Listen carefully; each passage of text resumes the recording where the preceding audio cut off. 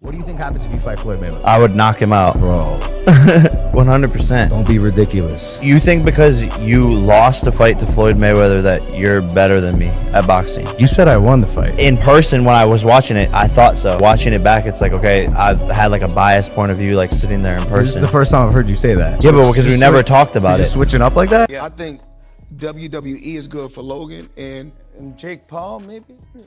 easy. Too easy. It's too easy. Too easy. At 48, too easy.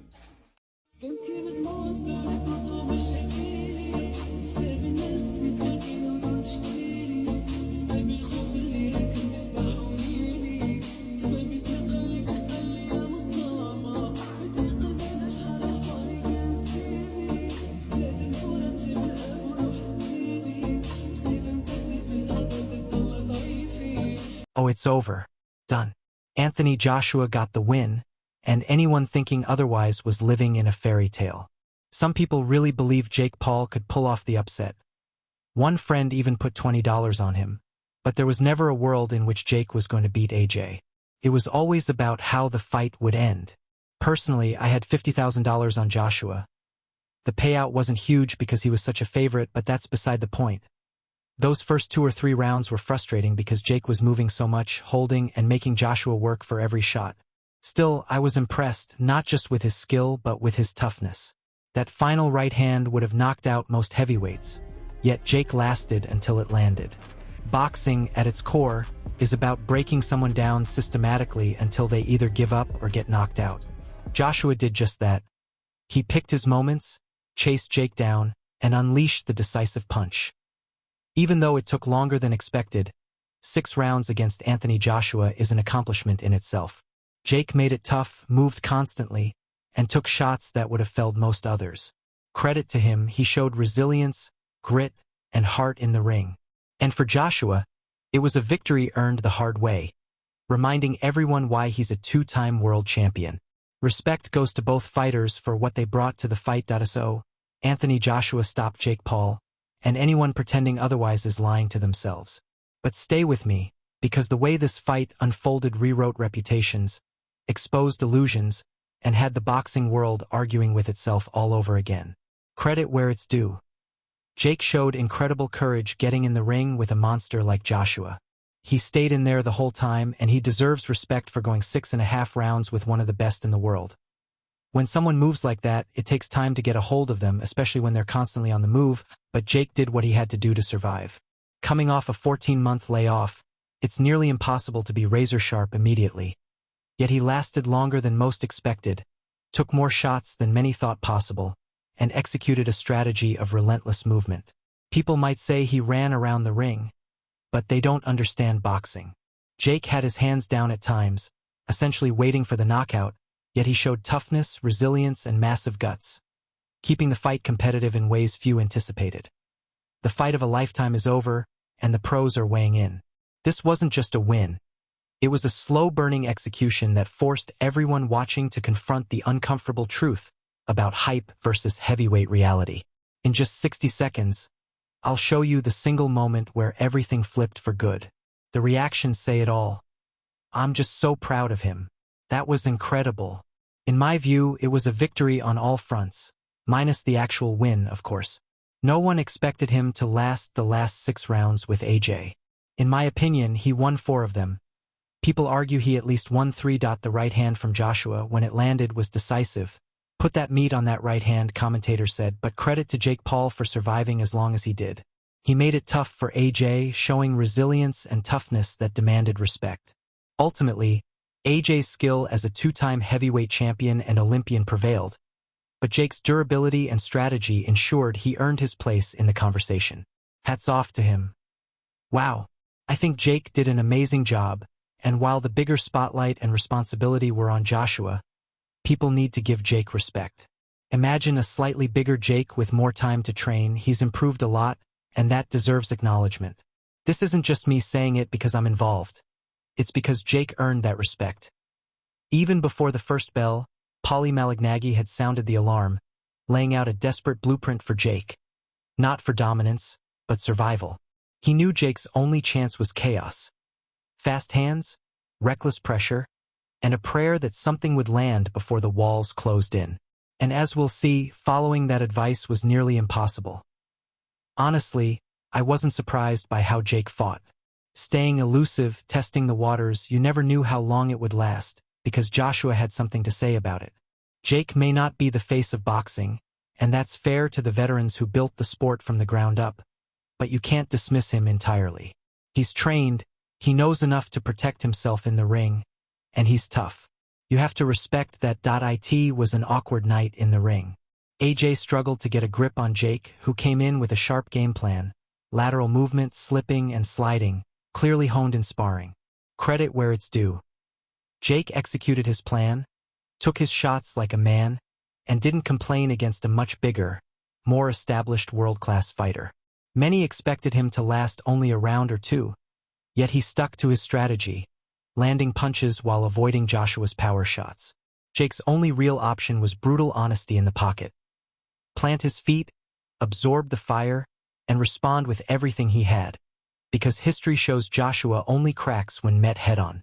But, as we'll see, Jake never fully crossed that point of no return. From the outside, both looked rough. Joshua seemed unable to cut off the ring, letting Jake move freely through the first 3 or 4 rounds. Ring rust? Perhaps. He hadn't fought in a while, but ultimately he landed the decisive right hand, breaking Jake's jaw, ending the fight and getting the job done. Jake may feel disappointed, but he earned respect for showing he could hang with an Olympic gold medalist and 2-time world champion, who had been resting and preparing for over 14 months. While some call it rust, Joshua had actually used the time to recuperate and prepare strategically for this bout. Inside Jake's camp, belief wasn't mere confidence, it was defiance. His father openly admitted Joshua was a monster, yet insisted that resilience alone could shift the narrative. What unfolded explains why this fight was never meant to be pretty, only revealing, exposing raw strategy, grit, and the unforgiving reality of elite boxing. If we're going to go with how Jake Paul would accomplish this, my personal feeling is he would have to kind of kamikaze it, where he's either going to come out, he's got to probably come out fast and try to shoot some big shots, maybe, you know, try to set a trap with a jab downstairs, big right hand upstairs, you know, I don't know, something like that, because AJ's a big guy, and, you know, he's kind of what trap he says, no matter, but it's got to be a simple trap, because Jake's boxing isn't that high level yet. He'd have to start fast and throw hard, and again, it would have to be, the reason I say it would have to be sort of kamikaze-ish is because he's got to land the big shot. He's got to take a big chance and land the big shot. In order to do that, he's got to be able to hold his ground and fire. Now, what I've noticed when AJ gets caught in his times that he's been hurt as a professional fighter is he's been hurt when guys throw with him. You got to be able to throw power with him as he's throwing. So that takes a certain amount of guts, because obviously when he's throwing the power at you, it could hit you and you could go, right? And Jake is smaller than AJ. At this point, this is not a typical Jake opponent where they're a bit smaller. You know, the deck is not stacked against AJ. AJ's actually probably stacking the deck over Jake. The only thing AJ really has to do is make 245 pounds. He has to make that weight, which I think he probably makes it, you know, maybe a little struggle, but not that much. You punch with AJ, what happens? You may be able to catch him. Guys like Dillian White have caught AJ and rocked him badly when they fought each other. So you punch with AJ, you may be able to catch him. But the thing about Jake is he capable of punching with you? Anytime I've seen the opposing fighter attack Jake with any kind of... Think of this like business. No circus, no ego, no shortcuts. Just discipline and relentless repetition. For Joshua, this was never about magic or spectacle. It was about proving that structure can still outmatch raw ambition when the pressure spikes. When Jake relied on movement, Joshua responded with patience, pressure, and psychological control. And stay with me, because the mental breaking point came long before the knockout landed. Powerful, good looking, he's got it all going on. Yeah. But I think he's gonna get a rude awakening after Friday. I think Jake's gonna upset the boxing world like he usually does. I think he's going to drop him with a couple body shots and then probably follow it up with something to the chin. A little bit longer so people can see that Jake can fight. And, you know, no matter what happens, here's what's when Jake wins, people are going to say it's fixed no matter what because they're a bunch of fucking losers. Yeah, yeah. And if Jake goes 5-6 rounds, then drops him, it's going to be hard for the keyboard warriors to say that it was fixed and all this other bullshit that they always say. So I still think he's going to pepper him with body shots, break him down that way, and soften his body up and open up the chin. And then set him up. So you think Anthony Joshua, his chin is not as durable as it once was? I don't think so. I think you know, once you get knocked out a couple times, your body learns to instinctively go, fuck, I felt this before, it wasn't good, so I'm going to put myself to rest in the form of self-preservation. He even admitted he hoped the fight would last 5 or 6 rounds. The evolution was undeniable. Pretending otherwise would be dishonest. Today, Jake Paul is sharper, calmer, more defensively aware, and technically smarter than he was years ago. In just a moment, I'll highlight the one improvement that surprised even veteran analysts. Cody Mr. openly acknowledged what most fighters wouldn't dare admit. Simply signing to face Joshua was a risk bordering on insanity, and that audacity alone pushed the sport forward, forcing boxing into uncomfortable conversations it usually avoids. Ultimately, there were only 2 things that could have happened in the fight. There was 2 things that could have happened in the fight. Jake would have either come full steam ahead 100 miles an hour, or Jake would have moved around the ring at 100 miles an hour. There's 2 things I would have done. Tried to shut Jake down at 100 miles an hour, or I would have gone on the back foot. So Jake decided to move around the ring, and I decided to put the pressure on. What I could have done better is a lot of things, 100%. In the fight game, you've seen the amazing fighters that have graced us over the last 100 years, and the expectations that we put on ourselves are immense, but I tried my best. Jake done well while it lasted, but if you remember what I said in the interview with Cameron is, fighting's not just physical, it's psychological. And when you understand the psychological warfare, I did say to you that, Jake, what's gonna happen? I'm gonna see a time when I'm gonna take your soul and you're either gonna give up or you're gonna get knocked out. Yeah, I mean, I would say footwork, defense, having the experience on the fight night, staying calm, jab, combinations, body work, countering, feints, like just a lot of stuff, you know. Before the opening bell, Chris Algieri warned that a single clean punch from Joshua could erase years of progress in an instant, and that's the cruel math of boxing. One night can redefine everything. From Joshua's perspective, the stakes were brutal. If the fight went long or Jake looked competitive, doubt could creep in fast, and a durable Jake Paul was never meant to exist in this equation. That alone made the bout a serious risk to AJ's legacy. Long ago, when the idea of the fight first surfaced, many fighters, heavyweights included, wouldn't have signed up, but Jake stepped forward. Timothy Bradley even broke ranks to back Paul, pointing out cracks in Joshua's past and questioning whether fights were about payday versus purpose. While the result ultimately went the other way, Bradley's reasoning revealed the exact fault line this fight exposed, highlighting why it carried so much weight for both men. Anthony, in a real fight, I don't care if he gets knocked out with the very first punch. He's got big balls. Good for you. I appreciate anyone who steps in the ring. I appreciate someone who steps in a real fight like that, and a dangerous one. So there's that. But on the flip coin, your health is in danger. This is boxing, guys. People get really hurt. Life-changing.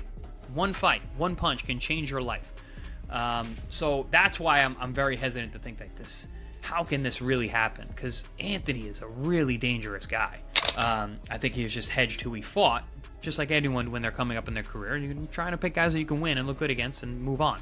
If it goes more than a round, what does that do to AJ? Does it even matter? Yeah, it matters. It matters? Big time. Yeah? Oh, yeah. AJ has a lot to lose. If this goes rounds, if Jake is competitive, if Jake stumbles him, if Jake makes this a fight, Joshua his credibility goes out the window. Who doesn't make it to the ring? It doesn't matter. It doesn't matter. It's just the fact that I can't even picture these two in the ring together. It's insane. Listen, Jake is not dumb, and he can't really think that he can compete with this guy. And unless there's some stipulation that we're not hearing about, which I'm not a guy who thinks that Jake's fights are rigged. I really don't think that. I think that all of his wins are... Amir Khan saw none of the optimism and dismissed it entirely, insisting that anything less than total dominance would be failure, warning that the physical mismatch made this a career-threatening gamble. Moments from now, I'll explain why that fear was far from exaggerated. Andrew Tate, as expected, injected chaos into the narrative, acknowledging Joshua's advantage while reminding everyone that boxing only requires a single perfect second to rewrite history.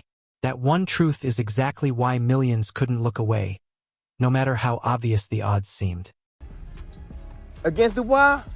I'm getting cold feet on this. I ain't gonna lie. I'm getting so much cold feet on this that I said I'd never do it, but you know what I'm saying? I may just yeah. I'm about to put 5 stacks on Jake Paul. This was never just a fight. It was business clashing with belief, power confronting ambition, and discipline meeting audacity. While Joshua demonstrated why giants dominate the sport, Jake proved something almost equally formidable, that he belongs in conversations many wish would simply end, a disruptive force demanding attention and challenging expectations. To not to be tarnished, he has to win this fight or knock him out and knock him out. I think he has to knock him out because he's the fighter, he's a real boxer, and look at the size difference. Look at the muscles he has. I mean, his biceps are the size of his head, Jake Paul's head. So I mean, if you stand the two together, I mean, even a blind man knows who's going to win that fight. You know what I'm saying? Boxing match. Everyone has a chance in a boxing match. And that's why boxing's the most watched sport in the world, because it only takes one punch to change everything. So the possibility of the timeline where Jake Paul wins is a very interesting one for the entire world, and that's why people are interested in the fight. Is it balls or is it deludedness, which he has? And I mean that as a bit of a compliment. He is that deluded. He genuinely thinks he can win this fight. You've got to be a bit, haven't you? As a boxer, a little bit, haven't you, though? You have to be. You've got to be deluded, and you've got to be able to lie to yourself well as a boxer. I'm not injured. I'm going to make weight. I'm okay. I'm fit. I'm not scared. I'm not nervous. I'm not tired. You've got to lie to yourself all the time as a boxer. But there's lying to yourself, and there's absolutely hypnotising yourself into believing that you can beat Anthony Joshua, a 2-time heavyweight champion of the world, unified and Olympic gold medalist.